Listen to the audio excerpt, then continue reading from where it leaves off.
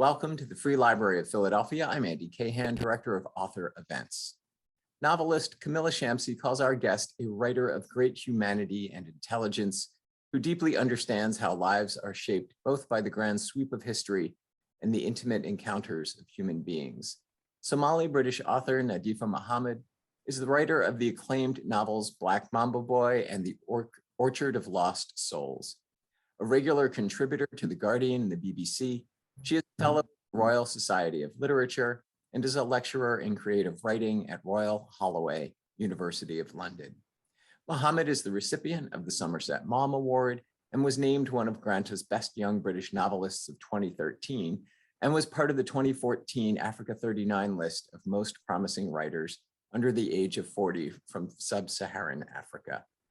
A finalist for the 2021 Booker Prize, her novel, The Fortune Men, reimagines the story of Mahmood Mattan, a young Somali sailor falsely accused of a violent crime in 1950s Cardiff, Wales.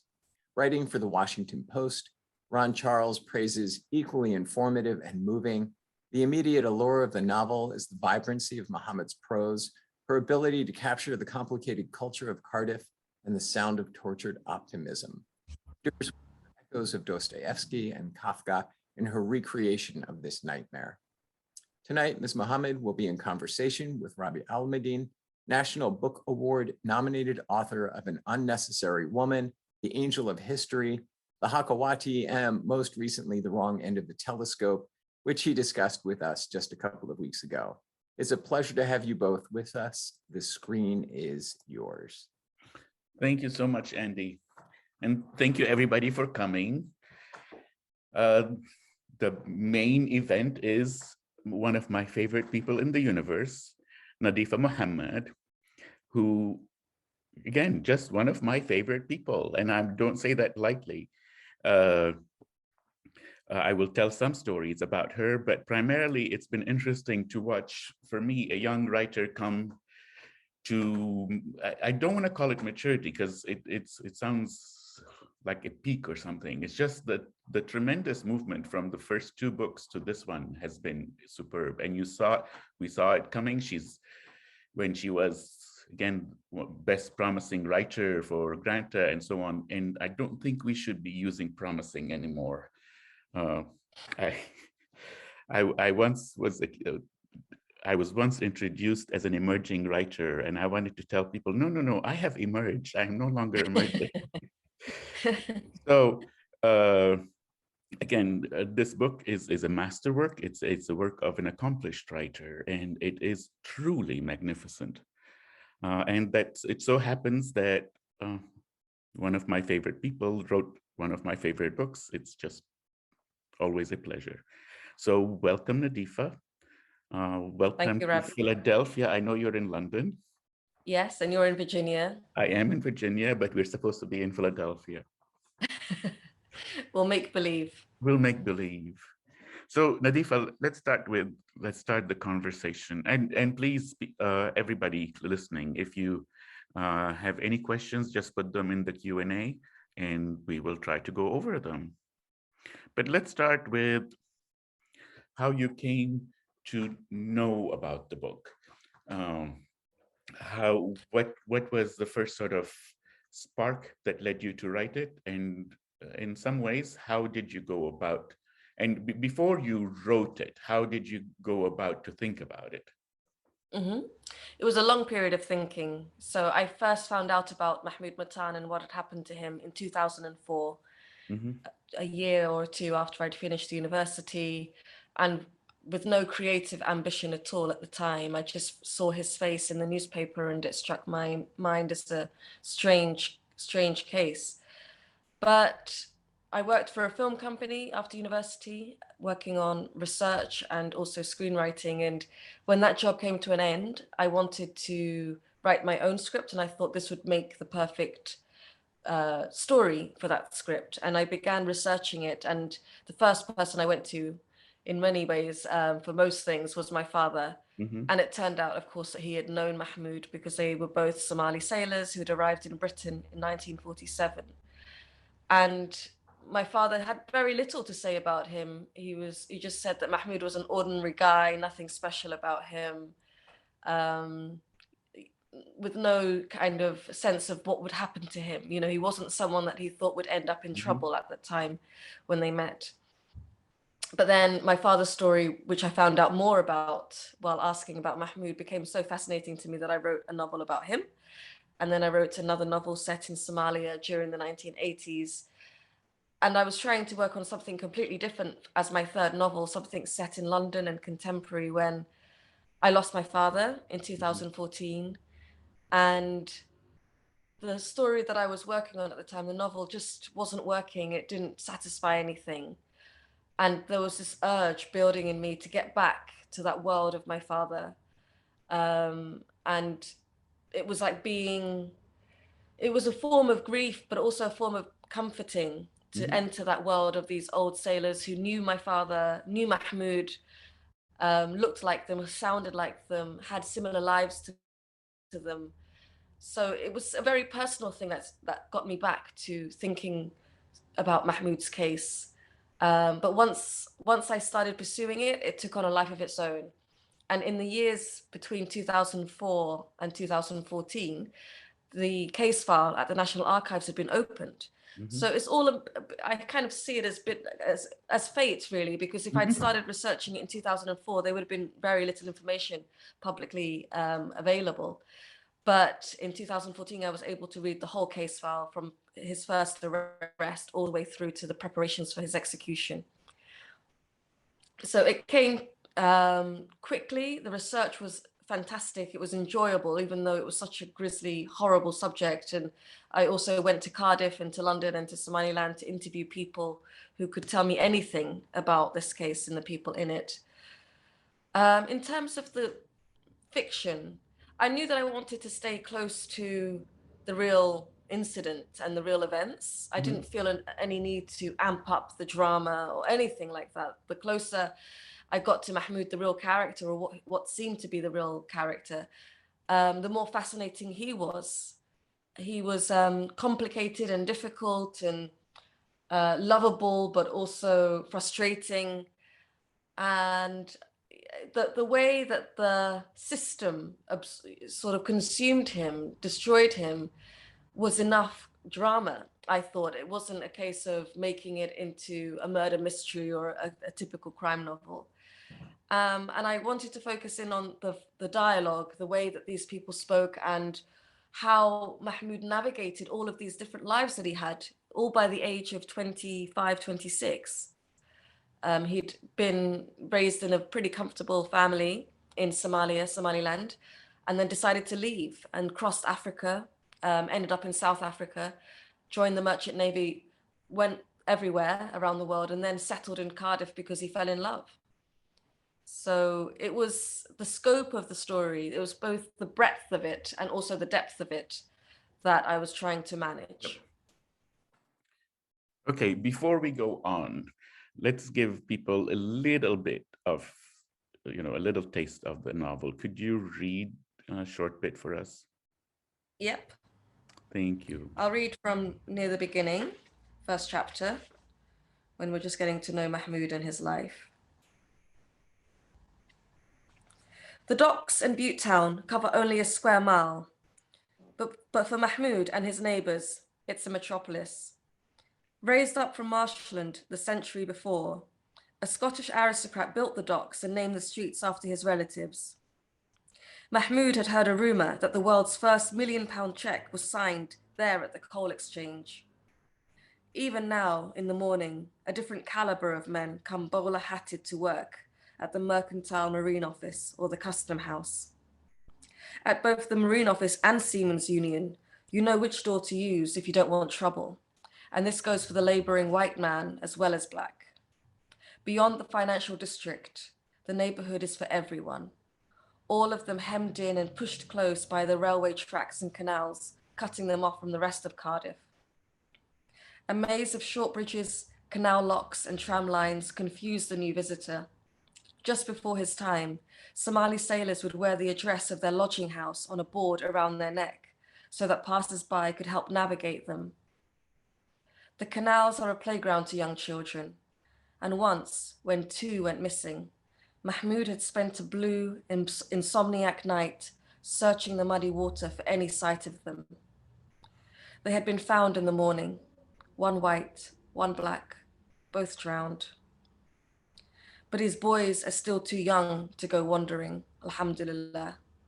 One day, when they are older, he will show them around this port town with its Norwegian church and kosher abattoir, its cranes, booms, and smoking chimneys, its timber ponds, creosote works, and cattle yards, its three broad thoroughfares, Bute Street, James Street, Stewart Street, crisscrossed with ever-narrowing terraces. The flags and funnels of the world shipping fleets crowding the pierheads and sprawling across the dock basins. Mahmood silently plans the future, but now, defeated by the icy chill sneaking itself through the gaps between his coat buttons, he decides against another night of poker and heads home to Adamsdown, where the real fire in his life burns. That is wonderful. Thank So, you. let's go back to Mahmood, or Moody Mahmood. I was fascinated, not unusual for you, but how fully fleshed out, felt so real the character is. And I'm fascinated by this because you just said that you didn't need to add any drama or any fictional aspects to it. And I was wondering, it's as if, you know, we take an ordinary life and how complex that ordinary life is one of my greatest fascination as a writer, that you could write about one single person and the entire universe is in it. So when did you realize, when did you realize when you were researching, before you wrote the book, that what you had was something special? Do you know what I mean? That you had a special guy, because he is as ordinary as he is also extraordinary, and that's the beauty of it. Go ahead. It wasn't at the beginning, because when I was only able to access newspaper accounts of him and what had happened, they repeat the same facts again and again, and they also fictionalize him. They make him into a kind of simpleton, this naive foreign sailor who is killed because he's in love with a Welsh girl. And all of the fire in him is not there. And it was actually reading the case file and seeing how sharp he was and hostile and sarcastic towards the police. That made me curious about him, because I knew that my father wouldn't have behaved like that in the 40s or 50s for his own self, you know, for keeping himself alive. He would know not to do that, but Mahmood was doing that. And then his interviews with the prison doctor, they revealed a different side to him. So that's where I got some of the brief information about his childhood and family life in Somaliland. And that part is more fictionalized, partly because the information was scant. And then I also my father had traveled in a similar way in a different direction, but I knew those stories. Those were the stories that I grew up with. So I could now have fun by placing Mahmood in places that I would want to go, like Zanzibar. I took him to Zanzibar. But Mahmood came across as someone, in the interviews I did as well, the people I met, there was a Nigerian man who had known Mahmood and was one of the prosecution witnesses. And he was a watchmaker in Portobello Market. And I'd gone past his shop hundreds of times before I realized the connection. And he didn't like Mahmood. They were not friends. They'd had a fight in the street with razor blades. But Mahmood struck him as a wild man, he said. He was a wild man. He was crazy, but also stylish, good looking. Someone who, Olabisi, the watchmaker, was also someone with a lot of fire in him. And even as a 90-year-old, he wanted to fight everyone. He had feuds with all of his neighbors. He was always saying, I hate her, I hate him. Have you seen that person? And I could see how they were similar. One of the reasons they clashed is because they were so similar. And I love cantankerous people like that. Mhm. So Mahmood was someone who, in real life, I think I would have a complicated relationship with, but as someone I was trying to commune with over time, over space like this, he was someone that I could very easily love. And that's what I'm interested in, is the taking of sort of a two-dimensional person as presented by the newspapers and by various accounts. And then all of a sudden he comes to life in your head and then comes to life on the page. And I find that process just stunning. Like, when does a character, in my work, I begin to see the character as if someone walking with me. You know, me too. And then putting it on the page. So there's the skill of imagining and then the skill of actually writing it. So did you have trouble with either? Not this time round. My second novel was The Killer. That was the one that was horrible and felt like I was squeezing blood from a stone. This was the opposite. It was the quickest book I've ever written, the longest book I've ever written. It was 600 pages in its first draft. But it just flowed out. There was no pain. There was sorrow in it and anger, but no pain. And I felt as if I could live in that world for a really long time. I fell in love with Tiger Bay, with Mahmood, with Berlin, with Diana. These were people I enjoyed, and I could see them and I could feel them, and I could, I didn't have to, it wasn't as if I was forcing them to do anything. I saw them very clearly in my mind. And Mahmood's story is quite condensed in the novel. We meet him in March or late Feb. What is it? I can check. It's late Feb, and he's executed in September. So you have these few months of his life, which allows for that deep concentration. Most of the time in the novel, he's in jail. So there's an even closer connection to this still man and the world, that mobile world that he'd lived beforehand. And I went back and forth, and then also back and forth between him and Diana and Violet. So it didn't feel as if I was stuck at any point. It all felt very natural and eerie, as if, you know, the 17 years that it had taken me to, well, it's taken 17 years to get it published, but it took 11 years for me to get going on the writing process. And that pregnancy, that gestation was necessary. So when I sat down, it was completely smooth. So that sounds wonderful. I'd love to get that. to have it, you know, I don't want to wait 11 years.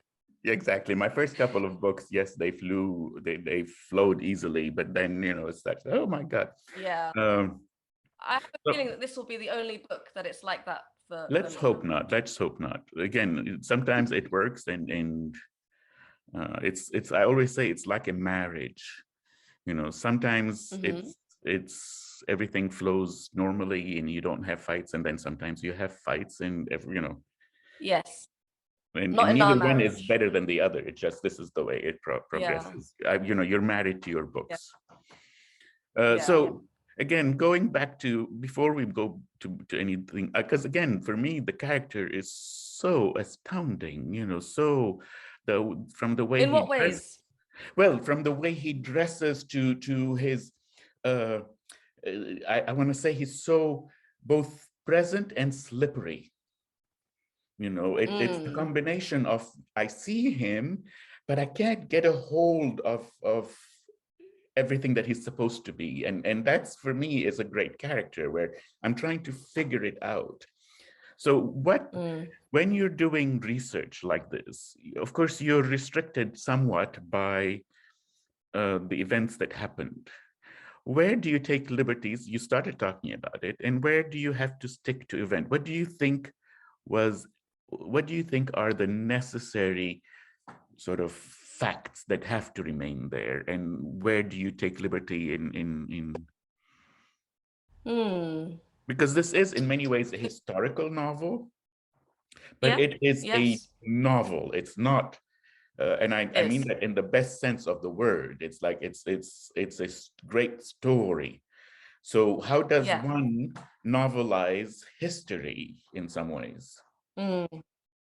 Well, my gut feeling is always to stay close to the facts. So Black Mamba Boy began as a biography of my father. That was the first intention. And then it drifted into becoming a novel because I couldn't access his inner world. And through the interviews I was doing with my father, he was held back because of, you know, the traumas of his early life had to be contained. So he concentrated on the movement and the excitement and the constant change of his life. But I wanted to think about what he was thinking and feeling. And that was distant from my father's recollection. And in this case as well, so I don't think there's anything factually in the events that I've made up. Maybe tiny bits here and there, but the real liberty I took, the important liberty I took, was in allowing myself to think freely about what they would think and feel. Yeah. And I think that's probably what gets writers into trouble. Because if you say, oh, they went there and they spoke to this person, no one really cares. But if you say they desired this person or they hated this person, that's where the challenge of dealing with real historical characters, I think, is really difficult. And the only way I could navigate that was by writing as if no one would ever read this. And Mahmood was a young man who was quite uninhibited. You know, he was quite free of shame for a Somali man of that generation. He was ostracized. He stole money from the mosque. He didn't live with the Muslim community anymore, the Somalis or the other Muslims. So I got the feeling that he was someone, if I met him in person, who'd be happy with the blunt truth, just honesty, rather than hiding behind all of the culture and the stigma and shame that people have to deal with. So with him, I felt pretty free. And then with the other characters, such as Berlin, such as Diana, Violet, I did the same. I didn't inhibit what I allowed them as characters to think or feel or say. But in hindsight, when you remember that they are real people connected to real families, I think that the writer instinct kind of clams up a little bit, and the other side of you, you know, the person dealing with another person, is awakened, and that inhibition is really strong. Yeah, yeah. And it's funny because I look at it as the struggle between making the novel great and, you know, being restricted by whether it is moral issues or factual issues. Yeah. But to make a novel great, you have to get into the character's head. And once you do that, you're making up all kinds of stuff. But that's what makes it good. You are. Yeah. But then are you obliged to change their names or change This is what I was going to important ask next. You know, so I kept Mahmood's name because it would be silly to pretend that this was anyone else's story apart from Mahmood Mattan. But I did change the murder victim's name and the name of her family, the people around her, because I was asked to by a family member, one of their family members. And that did allow me a bit more distance as well, because now I wasn't taking their real names in my mouth and putting words in their mouth. But yeah, it creates this dichotomy of Mahmood being Mahmood and everyone else around him being close to those real characters, but not quite. And I think one of the ways I remember actually now, all the way through, I would now and again get these attacks where I felt as if almost in a karmic way that I was meddling. I was meddling with this story, with this trauma that was much bigger than me, that was impacting his family over the generations, impacting the murder victim's family over generations. And I was intruding in that. And I kept sort of making these trades or bargains that I can do this if I do this, if I can write about him if I find out who the real killer was, or if it means that the case will be reopened, or, you know, whatever, all of these sorts of ethical bargains. And I still believe that. I do think that people talk now a lot about appropriation, but for me, I guess the word that I worry about is extraction. If you extract something without giving anything back, and especially when there's a power dynamic at play. Yes. If I'm a writer who goes somewhere, takes a story, takes all of the benefits of that story and gives nothing in return, that to me feels kind of wrong. It's yeah. Sorry, I love discussing this because you're saying a lot of things that I want to say, but it's interesting to me, sort of the ethical dilemmas that come up when you're doing something like this, or in my case, when I was writing about refugees. And you know, what story is real, how much do you add, but with constant. My way of dealing it was thinking that because I'm worried about it, that gives me an okay to do what I want. Yeah. Because yeah, I agree. I think if I didn't worry about it, I'd be a terrible person. But since I worry about it and I think about it, I'm a good person and I can do whatever I want. And I think I called that because you allow yourself to. Yeah, I call that the United States excuse. We're really good people, so we can bomb you over there. We'll feel really bad about it afterwards. Exactly. But as long as I get the book out, I'll you know, fine. And then I'll feel really bad about it and stuff. And that makes me, in many ways, excuses my behavior of stealing something if I feel bad about it, as if I can actually, but that's how I deal with it. Yeah, but then do you also think, because in some ways I do feel this story belongs to me, because he's a man that is a Somali man who was executed in this country that I live in, that it's a story that could not belong too intimately with anyone. It has to be a public story. He's made legal history by being the first historical miscarriage of justice overturned in a British court. So there's that push and pull. You know, history is public, but the individuals within that history are still. No, I mean, we could have this argument all day, night, that actually you have that story because you wrote it. The question for me is mine. Yes, it is yours. There's no two ways about it for me. The question begins, if you want to talk about appropriation, or is the whole idea of power, who has it, who gets to tell the story. But as long as you're thinking about it, for me, I know I was joking in the beginning, but that it's important to think about. But the story is yours. You're the one who's able to tell it, and you told it brilliantly. What you have to do is give it the respect that it deserves. And my God, you did. Absolutely. And it was done, you know, because Mahmood is portrayed as being flawed, because he's human and real. If someone wrote about me, I'd be flawed. So I think because he's flawed, it can hide the fact that it's written with so much love and respect and grief for him in particular. Because I think we have got into this. Pardon? It comes across. It comes across clearly. Yes. I'm glad. No. But maybe with this novel in particular, I've seen how people respond violently to things. So just today, a man was saying that the novel was well researched, but stereotypically racist about Caribbean or Jamaican men in particular. And I was trying to explain to him that I was keeping close to the real characters who were not likable men. One of them was a psychopath. So how do I make a psychopath likable? Am I obliged as a form of representation to make him likable? No, you can't. So there's always a feeling that people go to history to get something that makes them feel good. And history is not for that. Politics is not for that. We're not there. It's not there to make us feel good. It's meant there to be as close to veracity as possible.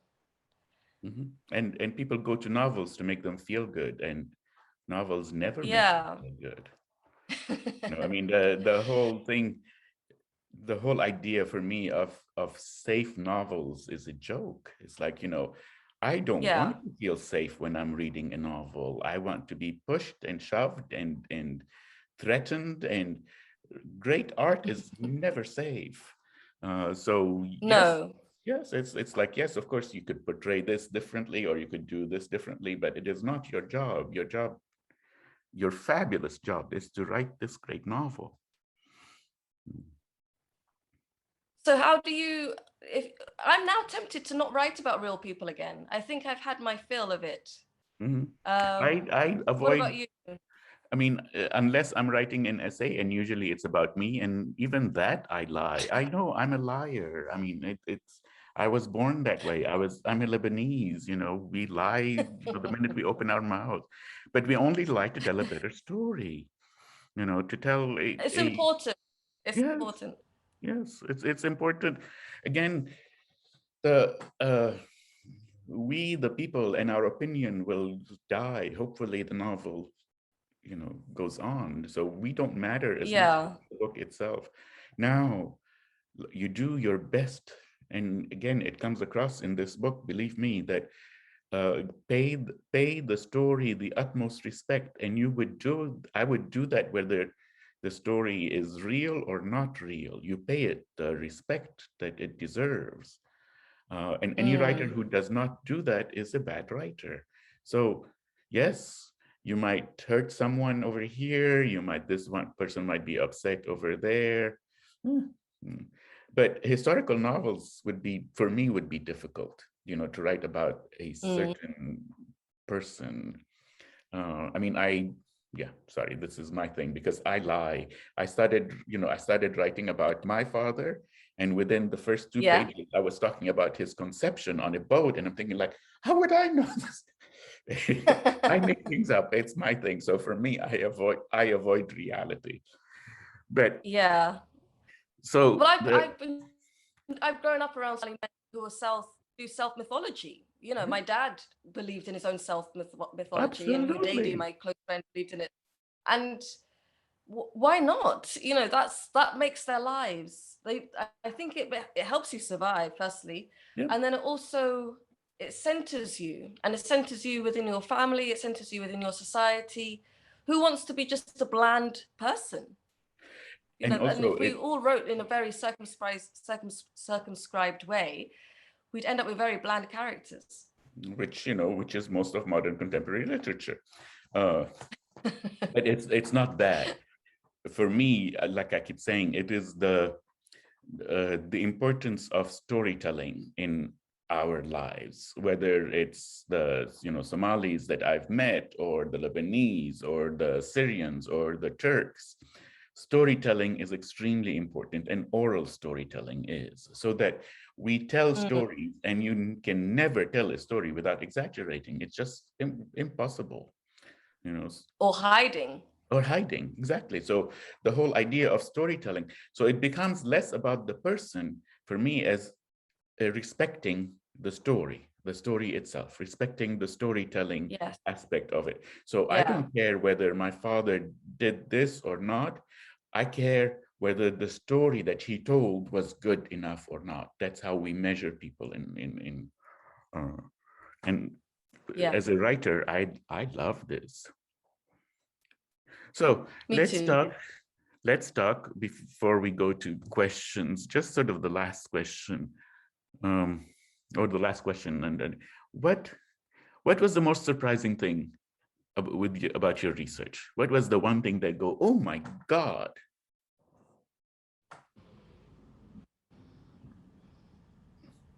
The end, how his life ended. That was brutal to read about, because I looked for some documentation and there was nothing official.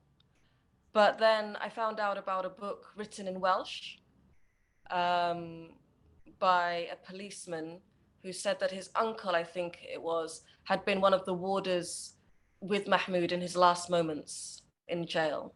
And so I got a translated English copy of that book, and it was harrowing, so harrowing. And they described how Mahmood had refused to get out of the prison issue pajamas and wear a suit that they'd found for him to wear for his death, and that he'd struggled, and that he'd held out his hand to the executioner thinking it was a man who was coming to say everything was fine and he could go. So that was shocking to me, really shocking. And having traveled with Mahmood psychologically for so long, and seen him, seen his hope and his belief that things would be all right, and to know that he was alone. And actually, I forgot the worst detail was the kind of gobbledygook that they put as Mahmood's last words. And it was a very bastardized version of Bismillahir Rahmanir Rahim. Those were his last words. And because they didn't know anything about Islam, they didn't know that he was, trying to pray as he was hanged. And that hurt. That hurt. It kills, yeah. Mm. So we have some Q&A. Would you like to do the Q&A, or would you like to read another piece for us? It's up to you. Let's go to questions and I'll end with the reading. Okay, so let's go to questions. The first question is from Judith Price. What is the meaning of the title? Thank you, Judith. So the Fortune Men it's a phrase that my father told me a long time ago, which was used when he was young for men like him who went to join the Merchant Navy, who went to sea. So they were called the Fortune Men, partly because they were expected to make a fortune at sea. It was a very well-paid job for them. But also the other element of it was that you were putting your life in the hands of fortune. Many people didn't return. They died at sea or moved to places where they never came back from. So it was the name of a generation of men, including Mahmood, including my father. And and Mahmood in particular, as a gambler, as someone who constantly risked everything, I thought that was really interesting. Mm. Okay, next question is from William Barner. Would you talk about the use of the Arabic numbering of the chapters? Was it to reframe his story more authentically as his own? Thank you. It is a moving, remarkable, and entertaining read. Thank you. It's not Arabic, as Rabih could tell you. It's Somali, which is a different language group altogether. So it's the numbers ko, laba, sadh, afar, 1, 2, 3, 4, all the way up to khalas, which is an Arabic word, which means enough, the end, finished. Yeah. And the numbers go up to, they count down. I think in that same book I was telling you about, the Welsh language book, they said that it took about 16, 17 seconds for Mahmood to be executed. So I count down in Somali down to 16 until the last moment, as a way of, it's like a beat. I imagined it as a drum beat of his life ticking. But also in Somali, when you start a story, you often go, ko, 1, let's begin there. And then you start telling the story. So that felt very natural. Yeah, I don't think I've seen a book with Somali chapter heading, so I thought, why not? Why not indeed? This question is from Terry Smith. It says, I was fascinated by Mahmood's critique of British law and injustice from the Somali perspective. Such different ways of being and perceiving the world. Would you talk a bit about this? Sure. So that was also enlightening for me. That's something that came out of the research when I was researching the British Empire, particularly in Somaliland and East Africa, and how they tried to impose themselves. So Somaliland was a small, poor part of the British Empire. They were not interested in the same way that they were interested in India or Kenya or all these other places. There was little money to be made there. But of course, they still needed it, because if they didn't take it, the French would take it or someone else would take it. So the British had their way. They would tax, they would try and open schools against local opposition, and they were very insistent that their British justice system would be imposed in Somalia, including the death penalty, which didn't exist in the same way in Somalia. What you would have is feuds, and this is quite common in many societies, where if someone is killed, the families of both parties, the perpetrator and the victim, will have to come to some sort of agreement for compensation and then forgiveness, and that can hold, there can be that kind of justice, reparative justice. But if that doesn't work, both groups will be feuding sometimes for decades. And it's a way of, there's something about that British, or not just British, but Western, do I want to say Western? idea of it being very bureaucratic, cold-blooded, scientific, rational, which it clearly isn't, and taking this person and saying, which there could be a way of repairing this situation, but we don't want to. We want to take your life. And they did that in Somaliland, and there was lots of back and forth conflict about this. You had the Somali legal code, then you had Sharia, the Islamic legal code, and then you had the British on top of that. So you have these three different ways of looking at things, which probably have passed down to me in some way. And because I've grown up in Britain, the British one is the one at the forefront of my mind, but it's incredibly flawed.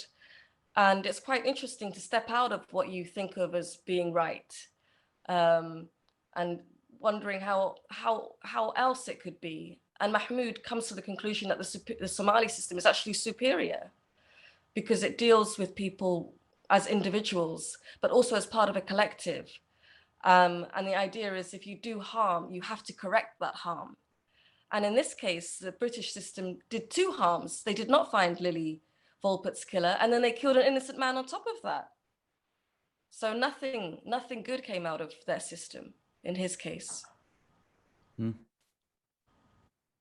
Okay. But there's also like I think, I don't know, maybe Rabih can also talk on this, on the kind of hostility to cultural relativism.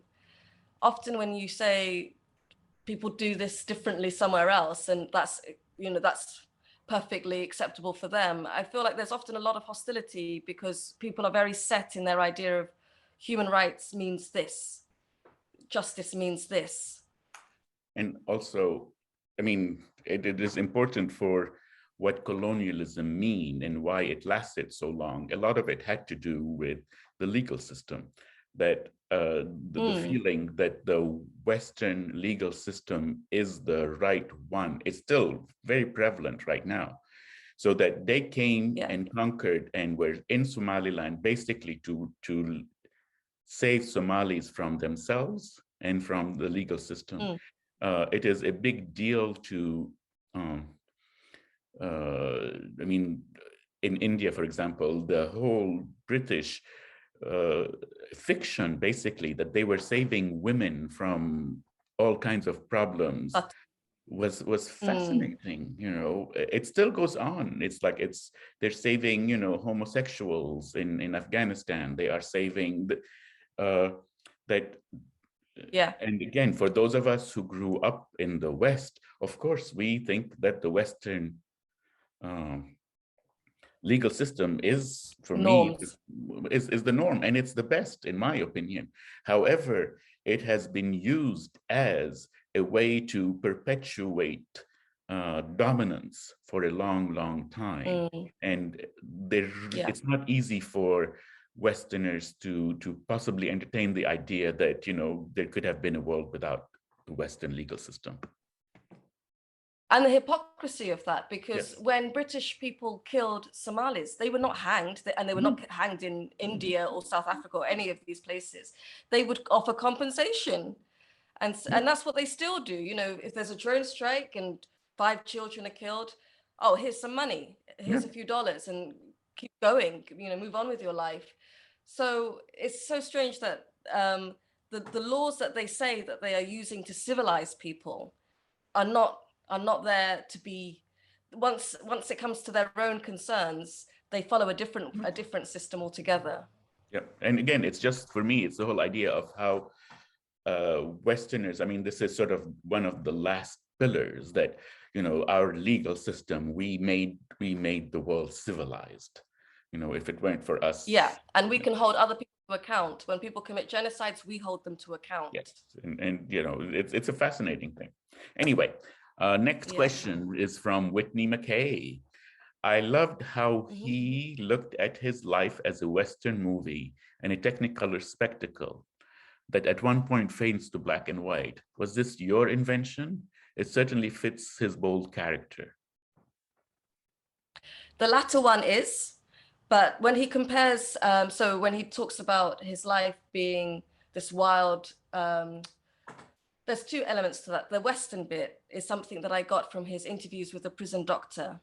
where he's chatting to the prison doctor, and he says, Mahmood, the real Mahmood says, I saw this film once and it was a Western, and this man came to a new town and everyone accused him of a murder he didn't commit. And then one by one, these false witnesses were held to account and he was set free. And the prison doctor was the one who described it as a wild and woolly tale. And it ended up in the archive. And Mahmood was obsessed with films, and people would go to the cinema every night. It was cheap, it would keep you warm. It was a way of meeting people, socializing when you lived in these tiny boarding houses. So I think that was a big point of reference, and for me as well. So the expectation in something like this is that ticking clock and that fight for justice. That's what Hollywood has taught us, that someone will find the clue that will absolve him of any suspicion, and that never happened. Of course it didn't happen. So Mahmood is torn between these filmic tropes that he knows and can take comfort from, and then the bleak reality of his life in this prison cell for 6 months, where there is no hero. He's not a cowboy. He's not all of these things that he's fantasized. He's a young Black man in a hostile British state prison. Okay, one more from Roger Dirtman. I feel like this novel shares something of the literary tradition of The Stranger. If so, could you discuss it a bit? And does it also share something in American literary tradition, especially given our current struggles with racial justice, immigration, etc.? It's really, quite a few people have said about resonances with The Stranger, and even either I haven't read it or I read it so long ago I can't remember. But I read Kamal Daoud's book, The Merceau Investigation, which is it takes on the story of the Arab man who's killed and his family, and that I found really powerful. I love that novel. The other American, the American novel that I felt I didn't read it until the end because I didn't want it to influence me, was In Cold Blood by Truman Capote. And the funny thing is that I read it towards the end of the novel, or even after I'd finished the first draft, and he'd made similar choices. I read about the real case and compared how he had written it in Cold Blood, and we did similar things without me intending that. So I guess Truman Capote was insistent that it was all truth, that it wasn't a novel, that it was all truth. And I don't know why he stuck to that, because he did fabricate parts of it, while I've been open about the fact that it's a novel and it's not meant to be taken as truth. And this relationship to trust, I guess, the trust that the reader's meant to have in what you're telling them. So a reader could go away from reading my novel with the facts of the case and a very deep combination of facts from different places, different sources, but it will still be read as a novel. So for me, I found that comforting. I didn't want to be pretending to be the last word on this. And I think that's what Truman Capote was doing. So that is one main difference. But I think he started this relationship between fiction and nonfiction that's still very strong now. In terms of books in the US that discuss race, I think, the obvious ones such as To Kill a Mockingbird, I find them quite alienating in the way that they treat the Black figures. They're either too angelic or victimized, or sometimes even having that trope of the magical Black man who's there to fix the white people, even though he has to sacrifice his own life, this kind of Christ-like figure. I didn't want any of that. I wanted him to be someone who stuck his hands up at British society, who didn't give a damn, didn't care about their souls. He cared about his own. Okay, and this is a good question to end with. Do you feel like you are done with the story, or do you have more to tell? No, never. I'll never be done. And I did an event in Cardiff in late October, and someone handed me a letter from a 90-something-year-old man who said that he'd been in jail with Mahmood in 1952.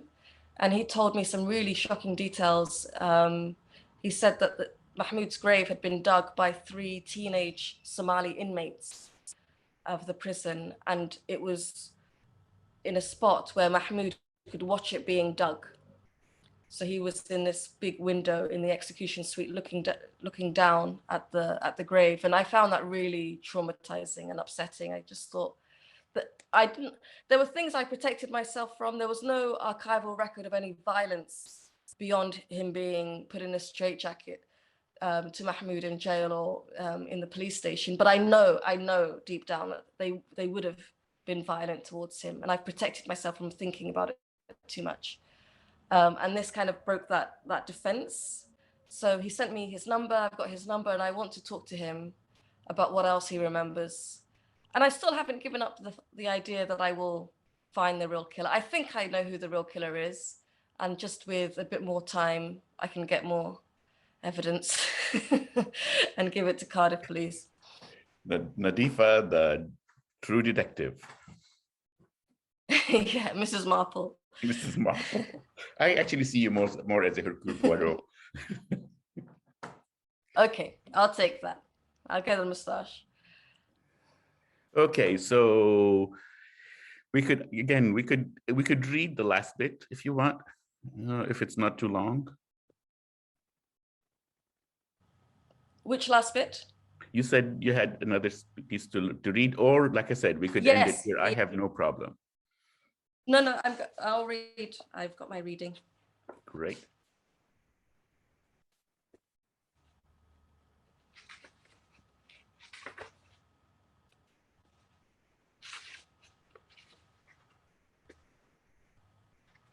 So this is a turning point in Mahmood's early life. He's probably 14 here, and he's run away from home all the way to Tanzania. And he's been found by Somalis and reported to his mom, and he's been told to go back and come home and stop being so ridiculous. So he's been given a bit of money to return back to Somaliland by the woman he was working for. Sitting on a wooden bench on platform 1 of the central station at Dar es Salaam, waiting for a train he didn't want to ride, Mahmood picked listlessly at a packet of chaat that he had just bought from an Indian hawker. The red flash of his cart squeaking up and down the platforms, having kept Mahmood company over the past hour, now stilled. The trader stopped and stretched his back, complaining in Hindi as he pressed his thumbs into his spine. "Poor men get no rest till they die, nah?" he said to Mahmood in Swahili, shaking his head ruefully. Mahmood shrugged his shoulders. He'd had his fill of rest. "The Arusha train late?" the Indian continued, eager to give his tongue some respite from the mantra of 1 bag, 3 bags chat, 10 cents. "I don't know, must be. It was due half an hour ago. Mahmood spread his hands apart and leant back, a picture of lassitude. "Where are you going?" "Hargeisa." The hawker lifted his eyebrows. "British Somaliland? Long way." He sprinkled chat from his small shovel into his palm and then threw the mix of spiced rice, nuts, and lentils into his mouth. "You should have taken a dhow." "I will, from Mombasa." "You have money to burn?" "I don't, but the woman who bought me the ticket does." "A real tajira?" "Rich dead husbands." "Lucky woman." "Where do the other trains go?" "Mwanza, Tabora, Kigoma, Kitadu, Tanga, Dodoma, and Panda." "I was one of the men who extended the tracks from Tabora to Mwanza a long, long time ago. There's not much I don't know about this railway. You could go to Tanga, get a dhow from there. The ticket work for all of them? Let me see." Mahmood pulled out the flimsy yellow rectangle from his shirt pocket and unfolded it. Holding the paper close to his eyes, the hawker checked all the details. "Second class, yes. It will take you anywhere in Tanganyika." Mahmood refolded the ticket and placed it back in his pocket, beside the 10 shillings Bibi Sahra had given him for the journey. Maybe I'll go to Tanga then. Safar Salama either way, Asante. Creaking away with his cart, the Indian had planted a seed in Mahmood's mind. There was no compulsion to do what he had been told. He did not need to go home, or even north. What was ahead of him in Hargeisa? A tearful reunion with his mother, followed quickly by punishment, the mundane routines of the family shop, the long wait for his brothers to marry, one by one, before it was his turn. He wanted to see more beauty, more of the world's strange places, animals and women. He wanted to see palaces, great ships, mountains, fire worshippers, and fire-headed girls. Uh-oh. When it was the sand came to mind, scratching at his eyes and whipping at his clothes, the tusbah clacking elders calling everything new the work of Shaidan. The interminable negotiations between clans over land, women, and wells. It was a place for the old, not those just starting out in life. Hearing the hollow whistle of a train about to depart from another platform, Mahmood grabbed his small cotton bundle of clothes and ran over the bridge towards the shining black train. "Where you decide, boy," the hawker exclaimed in delight. Thick plumes of steam from the squat funnel shrouded any sign of where the locomotive might be going. Mahmood turned back and threw his hands in the air before clambering up the steep wooden steps into a carriage. "Only Allah knows." The angry bull exhalations of the engine, and then the zug, zug, zug of the turning wheels as the locomotive jolted the carriages away from Dar es Salaam gave Mahmood the feeling that he was heading off to war. That is absolutely lovely. So Thank you, Rabih. Thank you, everybody. If you go to the chat, you could buy the book, which you should, because this is really what it's all about. So again, thank you all for attending. Nadifa, it is my great, great, great pleasure to interview you.